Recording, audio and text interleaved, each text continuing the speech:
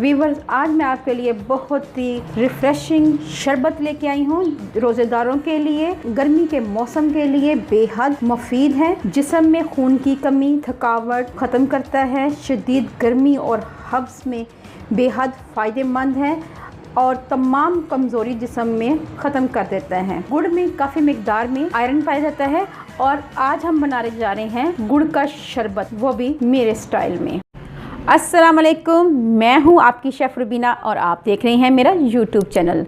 उम्मीद करती हूं सब बढ़िया होंगे। तो फिर देर किस बात की, वीडियो को शुरू करते हैं। वीवर्स, यहां पे मैंने लिया है एक गुड़, एक अदद लेमन और 1 इंच का टुकड़ा अदरक का और 2 से 3 डंडियाँ ली थी मिंट की और उनके पत्ते मैंने उतार लिए हुए हैं। इस तरह बर्फ़ ली है, आइस ली है, इसके साथ मैंने लिया है काला नमक।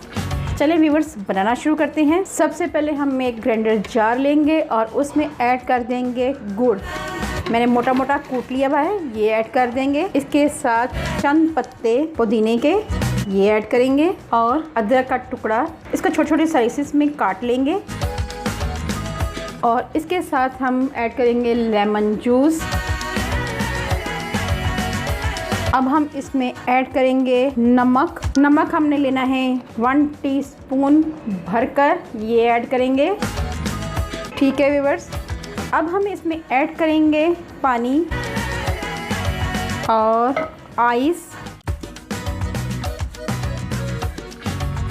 ऐसा महसूस होगा जैसे आपने बाज़ार से गन्ने की रो ली है और वो पी रहे हैं। आपको कोई फ़र्क महसूस नहीं होगा और ये रोज़ेदारों के लिए बेहद मुफीद है। तो आपने ढेर सारी बर्फ़ ऐड करनी है, इसके साथ हम और पानी ऐड कर लेंगे ताकि अच्छी तरह हमारा ड्रिंक तैयार हो जाए। चलें अब हम ग्राइंड करते हैं। व्यूअर्स, ड्रिंक हमारी तैयार हो चुकी है। अब मैं आपको सर्व करके दिखाती हूँ। इसमें बर्फ़ ऐड करेंगे। अब हम इसमें ऐड करेंगे जूस। अब इसमें भी ऐड करेंगे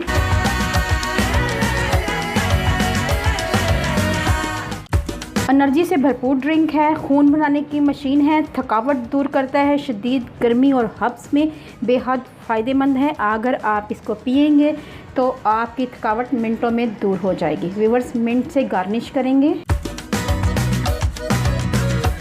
व्यूअर्स, इसको रमज़ान में अफ्तार में पिएं। आपकी जितनी थकावट दिन भर की है सब ख़त्म हो जाएगी और अपने आप को फ्रेश महसूस करेंगे।